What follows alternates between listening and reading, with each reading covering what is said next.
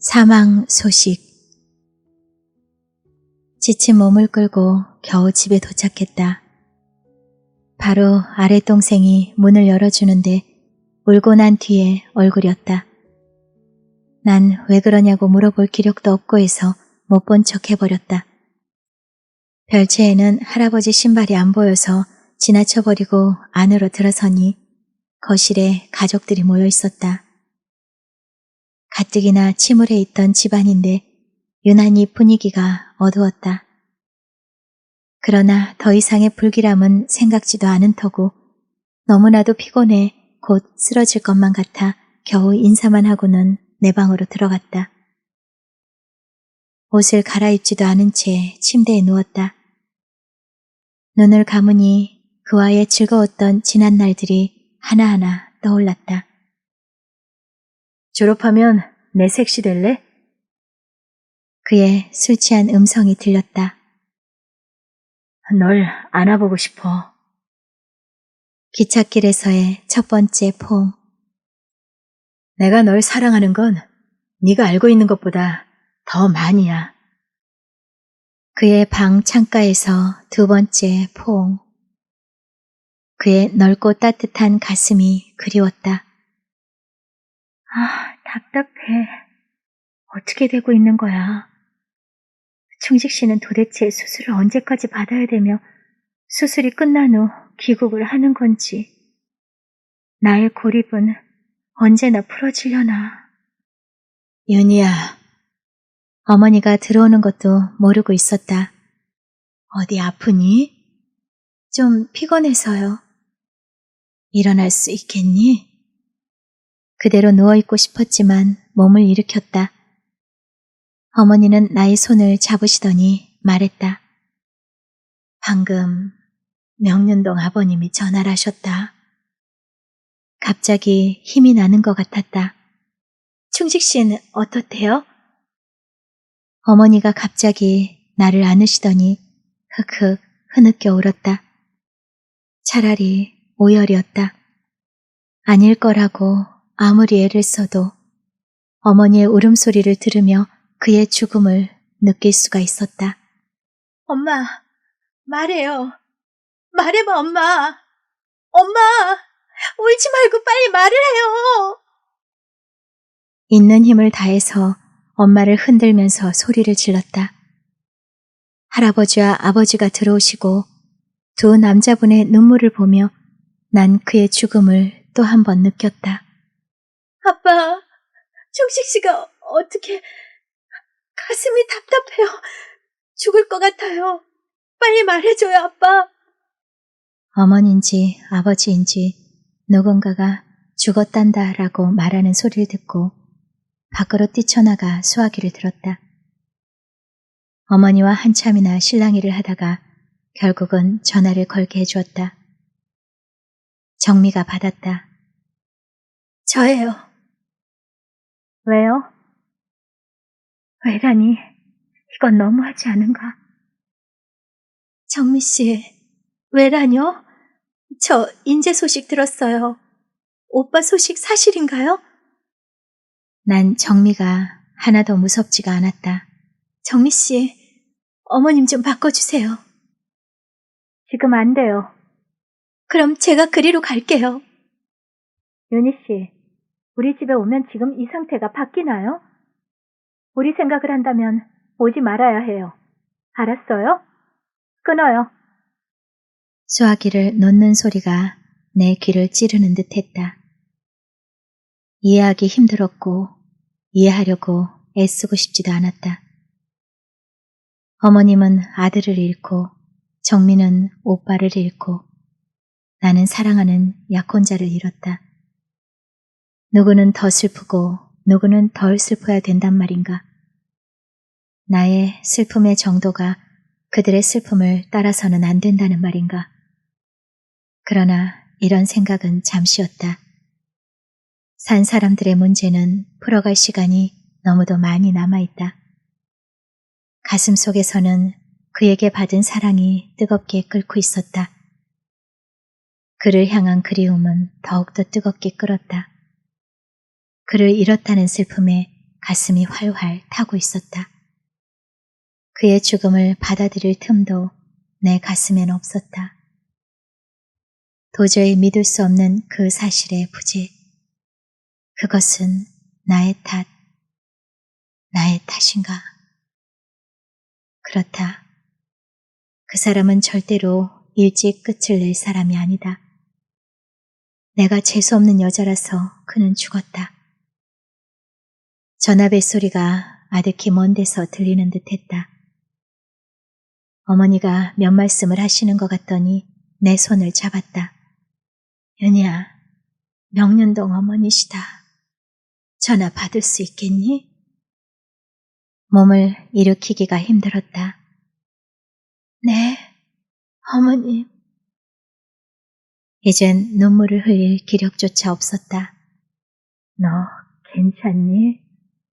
어머니. 그래, 네 마음이 어떨 거라는 거 알아. 어머니, 사실인가요? 믿어지지가 않아요. 당연히 그렇겠지. 지금 전화 오래 할 힘이 없구나. 네가 전화했다고 해서 걱정이 되어 전화 걸은 거다. 어떻게 해서든지 정신 차리도록 해야지. 산 사람은 결국 살게 마련이다. 전화가 끊어진 후 난 정신을 잃은 건지 아니면 잠이 든 건지 어디론가 가고 있었다. 하여튼 깨어보니 침대 위였고 침대 옆에선 어머니가 졸고 계셨다. 다음날 시험이 끝나는 대로 명륜동으로 갔다. 마침 정민은 집에 없었고 어머님의 친구분들이 와 있었다. 인사를 드리는데 친구분들의 시선이 날 더욱 슬프게 하였다. 가엾어하는 표정, 역시 불길해 보인다는 표정, 나의 자격지심이었겠지 해서 빨리 피하고만 싶었다. 어머님께서 일어서며 윤희야, 잠깐 나가자 라고 하셨다. 어머니와 단둘이 되자 나는 더 이상 참질 못하고 울음을 터뜨리고 말았다. 죄송합니다. 어머님 앞에서는 울지 않으려고 했는데 정말 울지 않으려고 맹세하며 왔어요. 나는 어머님 앞으로 가서는 무릎에 얼굴을 묻었다. 어머니, 전 믿을 수가 없어요. 그 사람이 왜 그래야 되죠? 이제 떠난 지 3달밖에 안 됐어요, 어머니. 어머니. 내 손등과 머리에 어머니의 눈물이 떨어졌다. 윤희야, 그만해라. 지명이 그뿐인 걸 어쩌겠니? 내가 덕이 없어 그런가 보다. 나무 관세음 보살. 아니에요, 어머니. 제 탓이에요. 저 때문인가 봐요. 제가 복이 없는 여잔가 봐요. 갑자기 어머니가 나의 몸을 밀어내었다. 안에 손님들 나오신다. 일어나 의자에 앉아라. 아버님은 언제 오시나요? 그분의 장례는요? 의자에 앉으며 내가 물었다.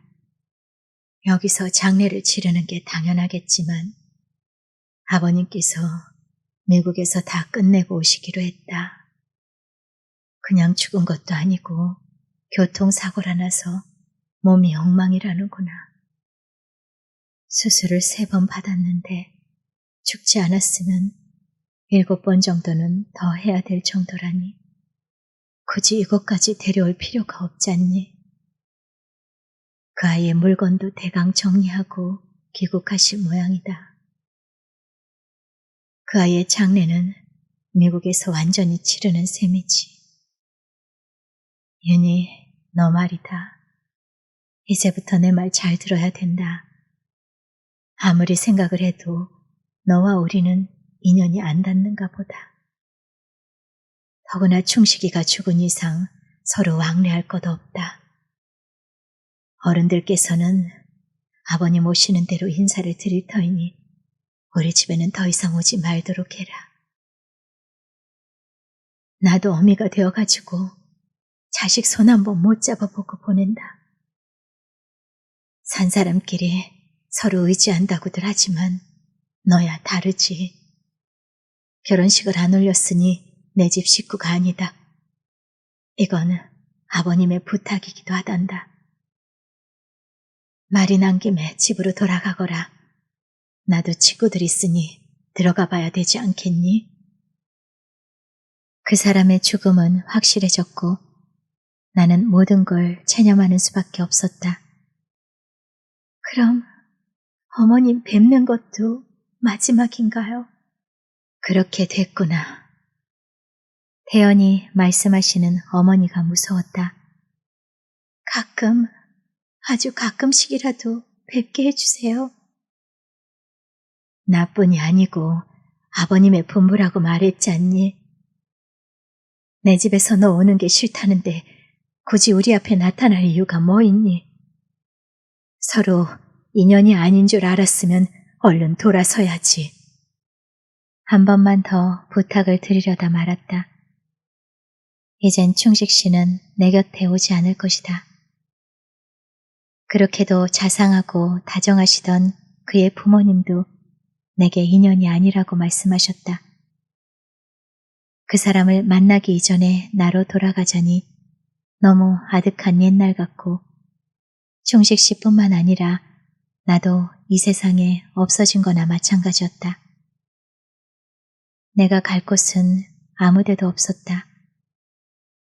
그의 방에 잠시 들렀다 가겠다는 허락을 받은 후 2층으로 올라갔다.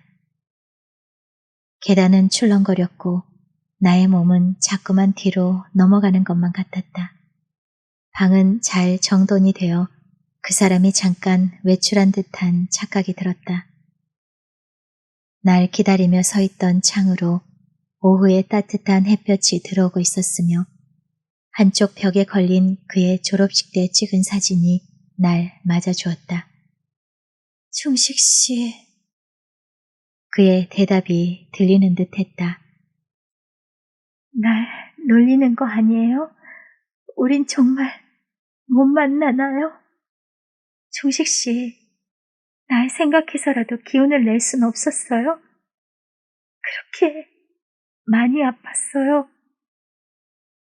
도대체 지금 우린 어떻게 된 거예요? 충식 씨는 죽고 나는 그냥 울기만 하고 이렇게 된 게 맞아요? 아니죠. 누가 내 어깨를 잡았다. 흠칫 놀라서 뒤를 보니 가정부 아주머니였다. 세상에, 아직 나이도 어린데 벌써 사람 앞서 보내는 일을 겪다니. 지금 정미 아가씨 들어왔어요. 빨리 집에 가세요. 어머님 말씀은 서운해하시지 마시고요. 다 아가씨 장래 생각해서 그러시는 거예요. 정미 아가씨야 아직 어리니까 친구가 무심코 하는 소리를 듣고 그러는 건데 참고 있으면 다 옛말할 때가 있죠. 그저 참을 수밖에 없어요. 자, 어서 가세요. 어서요. 2층에서 내려오니 정민은 내가 가려는 걸 확인하려는지 소파에 앉아 있었다. 너 나 할 것 없이 지금 제정신인 사람은 아무도 없어. 충식 씨가 얼마나 귀여워하던 동생인가. 정미 씨, 뭐라 할 말이 없어요. 기운 내세요. 저 갈게요. 날 올려다보는 정미의 얼굴은 엉망이었다. 눈은 부어서 쌍꺼풀이 풀어졌고 곱던 피부는 까칠해 보였으며 입술은 터져 있었다. 그녀는 내 말에 한마디에 대답도 하지 않았다. 더 말을 하고 싶었지만 침을 삼킬 힘조차 없었다. 현관을 나오려 하는데 나를 부르는 소리가 들렸다. 윤희 씨. 정미의 목소리였다. 윤희 씨, 내가 밉죠? 아, 고마워요. 정말 고마워요. 우리 이제 그러지 말아요. 잘 가요. 나중에 내가 전화할게요. 그녀의 부드러운 목소리는 무척 오랜만이었다. 정미 씨, 고마워요. 꼭 전화하세요. 저 가엾은 분들이 빠른 날에 날 다시 불러주었으면 하는 마음으로 대문을 나섰다. 12월의 바람은 가뜩이나 허전한 내 가슴을 매섭게 핥히고 있었다. 큰 길로 나오니 사람들은 저마다 밝은 표정들이었고 크리스마스 추리를 화려하게 장식해 놓은 상점의 쇼윈도우가 나를 더 쓸쓸하게 해주었다. 너무 춥고 몸을 지탱할 수가 없어 따뜻한 곳에서 차를 마시며 잠시라도 쉬고 싶었다. 가사노바로 들어갔다. 언제나 반갑게 맞아주는 웨이터가 차를 가져다 준 후 내게 말을 걸었다. 그분은 안녕하시죠? 현지 자주 와요? 그이가 떠나기 전에 종한 씨와 셋이 그곳에서 송별회를 했기 때문에 미국에 간 것을 알고 있었다. 네, 잘 계세요. 가끔 편지로 카사노바는 잘 있냐고 묻던데요. 그의 죽음을 말하고 싶지가 않았다. 얼었던 몸이 녹기 시작하자 더 기운이 없어지는 듯 했고 눈만 감으면 곧 쓰러질 것만 같았다. 몇 번인가를 의자에서 일어나려다 주저앉고는 했다. 가까스로 전화기 앞으로 가서 종한 씨 사무실에 전화를 걸었다. 마침 그는 자리에 있었다. 내가 카사노바에 있다고 하자 그는 바로 떠날 테니 기다리라고 했다. 출입문이 열리는 소리가 날 때마다 종식 씨가 들어오는 것만 같아 고개를 돌리고는 했다. 종한 씨는 정말 빨리 나와주었다. 몹시 추운 듯 두 손을 비비며 들어온 종한 씨는 앉을 생각도 않고 나를 내려다보고 있었다. 나는 겨우 고개를 들고 그를 바라보다가 그만 두 손으로 얼굴을 감싸고 울음을 터뜨렸다. 은희 씨, 고개 들어요. 그만 진정해요. 나는 손수건으로 눈물을 닦으며 깊은 숨을 몰아쉬었다. 종한 씨, 그 사람 이제 못 만나는 건가요? 안 그렇죠? 차라리 여기서 사고가 났더라면 살았을지도 몰라요. 처음에 사고 직후 말이에요. 혼자 너무 외로워서 마음이 약해졌을 거예요. 그 사람은 먼 나라에서 나는 여기서 그냥 이렇게 헤어지는 건 말도 안 돼요. 종한 씨도 주머니에서 손수건을 꺼내어 눈물을 닦으며 내게 말했다. 은희 씨, 자꾸 이러면 안 돼요. 은희 씨는 의외로 강한 면이 있어요. 잘 견딜 거예요. 뭘 어떻게 견뎌야 되죠? 그걸 알아도 견딜 힘이 없어요. 은희 씨, 중식이 죽음이 믿어지지 않으면 믿지 마세요. 그 녀석 미국에 건강하게 있다고 생각해요. 마음속으로 얘기하고 가끔 편지도 쓰세요. 붙이지만 말고. 물론 나도 그럴 거예요. 우리 그 녀석 미국에 있다고 생각하면서 지내자고요. 그렇게 할 수 있죠? 그날 집에까지 바래다 준 종한 씨는 내게 악수를 청했다. 매우 힘들고 어쩌면 불가능한 일일지 모르지만 모든 걸 체념하도록 노력을 해봐요. 그 녀석은 그렇게 됐어도 살아있는 우리는 하던 일을 멈출 수는 없는 거예요. 열심히 사는 것이 중식이한테 대한 도리라고 생각해요. 내가 도움이 될 일 있으면 전화 걸어요. 나도 가끔 할게요. 골목을 힘없이 걸어 나가던 종한 씨는 몇 번씩이나 뒤를 돌아보았고 난 그의 쓸쓸한 모습을 보면서 우리의 혈맹의 관계는 이제 끝났구나라고 생각을 했다. 겨우겨우 지친 몸으로 시험을 치르고 방학을 맞이하자 난 자리에 눕고 말았다. 입은 아예 다물어 버렸고 음식이 들어가는 대로 토해내며 심한 불면증에 어쩌다 잠이 들라치면 악몽에 시달리는 등 거의 실신 상태에 이르렀다. 내 방문의 자물쇠 장치는 할아버지에 의해 파괴되고 난 가족들로부터 감시를 받았다. 혹시나 하고 나의 자살을 염려한 할아버지의 지시였을 거다. 방학이 시작된 지 얼마가 지난 12월 30일 낮에 명륜동 아버님으로부터 아침에 귀국했는데 저녁에 우리 집에 오시겠다는 연락이 왔다. 얼마나 고통스러웠으면 모습이 전혀 아버님이 아니었다. 그분은 나를 보자 눈시울이 붉어지시며 한참이나 입을 열지 못했고 나는 차마 그분을 똑바로 뵙지도 못하고 고개를 숙이고 있었다.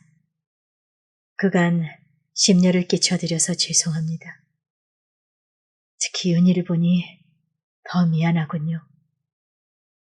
저희가 자식 덕이 없어 윤희에게 피해를 입힌 것 같아 정말 송구스럽습니다. 아버님은 할아버지와 부모님께 계속 송구스럽습니다, 죄송합니다라고 죄를 지으신 분같이 사과의 말씀을 하며 충식 씨의 장례를 거기서 치르고 짐을 챙기는 등 여러 가지 일을 보느라고 늦게 오신 이유를 말씀해 주었다. 나하고 둘이 얘기를 했으면 좋겠다는 아버님을 모시고 내 방으로 갔다. 그분은 책상 위에 있는 사진을 보시더니 이제 저 사진도 치워야지 하셨다. 아버님, 여기서 위패도 안 모시나요? 소용없는 짓은 이제 안 하기로 했다. 그건 그렇고 윤희야. 이렇게 몸이 약해 보여서야 어디 공부나 하겠니? 중식에 관한 건 하루라도 빨리 체념을 하고 있도록 해라. 그리고 어머니가 명륜동 드나들지 말라고 하신 말씀의 뜻은 알겠지? 네, 아버님 잘 알고 있어요. 그럼 그래야지. 서운해하지 말고 보면 중식이 생각만 더해지니 서로 안 보고 사는 게 낫다. 산 사람은 살아야지.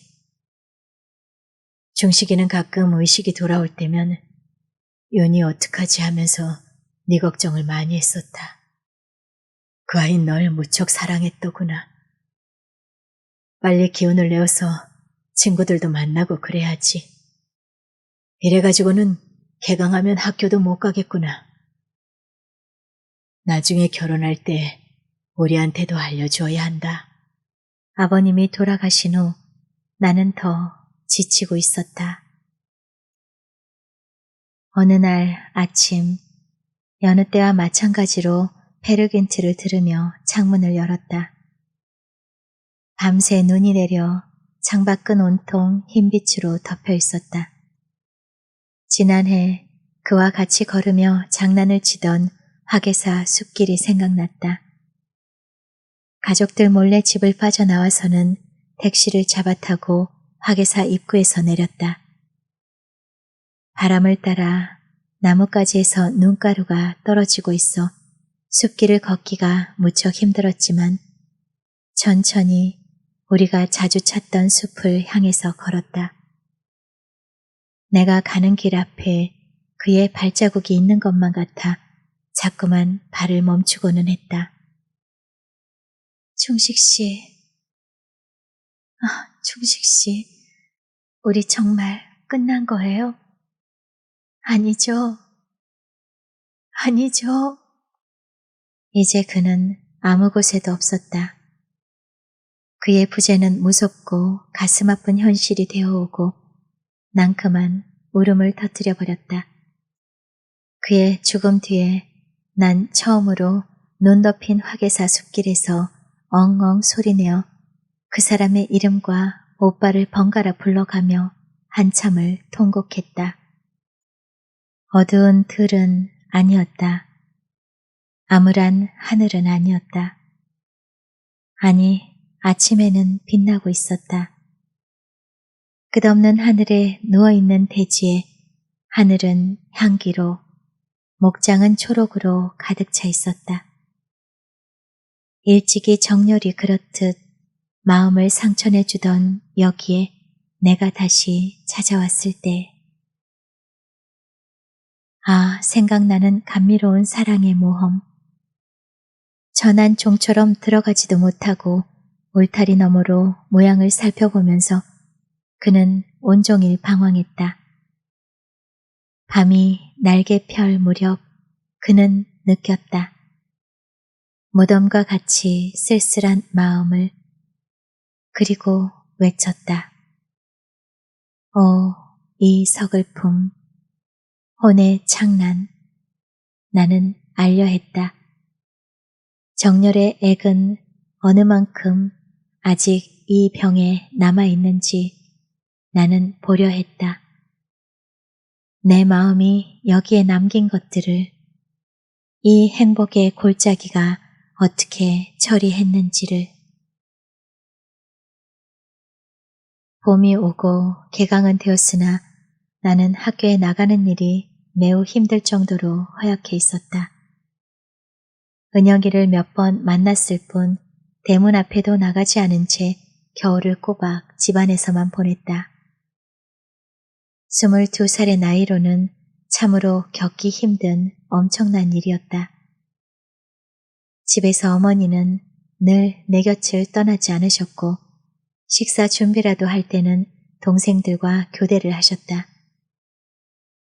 학교에서는 은영이가 꼭 함께 해주었지만 학교에 하루 다녀와서는 며칠을 눕고 하는 지경이 되어버렸다. 이러다 보니 자연히 학교의 결석이 늘고 있었다. 그 사람과의 지난 일들에 대한 기억은 점점 더 새로워지고 그를 그리는 그리움은 더 이상 담을 데도 없었으나 이젠 눈물조차 나오질 않았고 그저 멍하니 누워있기만 할 뿐 나는 정신 나간 벙어리가 되고 있었다.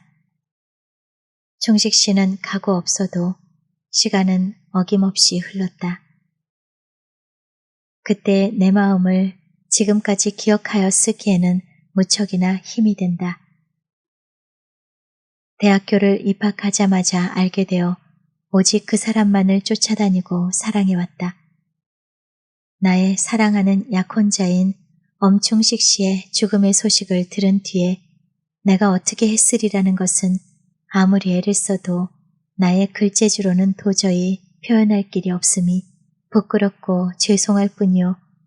그저 지난날의 회상에 가슴속이 꽉 막힌 것만 같고 그 슬픔과 비통한 날들에 대한 얘기를 생략할 수밖에 없다. 1968년 9월 27일 김포공항 탑승구로 나가던 그 사람이 내가 마지막으로 본 엄충식 씨의 건강하고 다정한 모습이 되었다. 누가 감히 그의 죽음을 짐작이나 했으랴. 오직 한 사람 할아버지만이 내 마음에도 분명히 손녀 사위라고 점 찍으면서 굳이 약혼식을 반대할 필요도 없었는데 왠지 마음이 내키질 않았고 약혼식 날 아침 너를 보는데 가슴이 그렇게 뛸 수가 없었다. 고 하셨다. 세상을 오래 살아오신 분의 더구나 온갖 정성을 다 쏟으시며 귀여워했던 손녀에게 느끼는 예감이었을지도 모른다. 내가 정신을 차리고 말을 하기 시작한 것은 그가 죽은 이듬해 4학년 2학기부터였다. 오랜만에 발을 디딘 학교는 모든 것이 낯설게만 보였고 처음에는 친구들 대하기가 서먹서먹하였으나 은영이가 늘 내 곁에 있어서 별다른 어려움은 없었다. 개강 후 첫 실기 시간, 현대무용 시간이었다. 수업 준비를 위해 탈의실에서 타이즈를 갈아입은 나의 모습을 본 친구들은 약속이라도 한 듯이 박수를 쳐주며 나의 완쾌를 축하해 주었다. 그 아이들은 내가 병이 나서 학교에 못 나온 줄 알고 가끔씩 집에 안부 전화를 하기도 하고 또 몇 명은 병문안을 오기도 했다. 개강을 하자마자 졸업 발표의 준비로 우리 학년은 여간 바쁜 게 아니었다. 작품 연습을 하고 의상을 준비하는 등 늘 밤늦게야 학교에서 나와서는 은영이와 군것질을 하면서 농담을 하며 웃기도 하였고 은영이는 나를 집 앞에까지 꼭 바래다 주었다. 그때 은영이는 대학을 졸업하고 군에 입대해 있는 사람과 연애 중이었다. 은영이는 내게 그 남자에 대해서 얘기를 하고 싶었지만 억지로 참는 듯 했다. 나는 아침에 눈을 뜨면 늘 하던 습관대로 충식 씨, 잘 잤어요? 라고 조그만 소리로 그에게 인사를 하고는 페르겐트의 조곡을 들으며 등교 준비를 하였다. 책상 위에 우리 사진은 없어졌다. 어머니께서 내가 없는 사이에 다 태워버렸기 때문이었다. 나는 아무 일도 없었다는 듯이 예전같이 지내고 있었지만 그 사람의 부재는 늘 내 가슴 깊은 곳에 아프게 자리를 잡고 있었다. 어른들 말씀대로 산 사람은 살아가게 마련이었다. 졸업 발표회, 졸업 논문 등을 마치고 대학에서의 마지막 시험을 치루었다. 꼭 거쳐야 되는 일이면서도 이런 절차들이 내겐 아무런 의미가 없는 일들이었다. 겨울 방학이긴 해도 이젠 졸업식만이 남았을 뿐 대학 생활은 끝이 난 셈이었다. 지난해 못지않게 추운 겨울 날씨는 나의 마음을 더욱 쓸쓸하게 만들어 다시 찾은 건강까지 나빠져서 집안에만 박혀있게 되었다. 가끔씩 걸려오는 친구들의 전화는 취직 걱정과 결혼 문제 등 모두들 장례를 설계하고 있는데 나의 시간은 완전히 정지 상태였다. 그동안 서너 번 만난 종한 씨와 누구보다도 명륜동 가족들이 너무나도 보고 싶었다. 그러나 1년이 지난 지금 새삼스럽게 만난들 오히려 그분들에게 지난날의 기억들만 떠올리게 할 뿐 무슨 소용이 있을까 하는 생각에 곧 마음을 고쳐먹고는 하였다.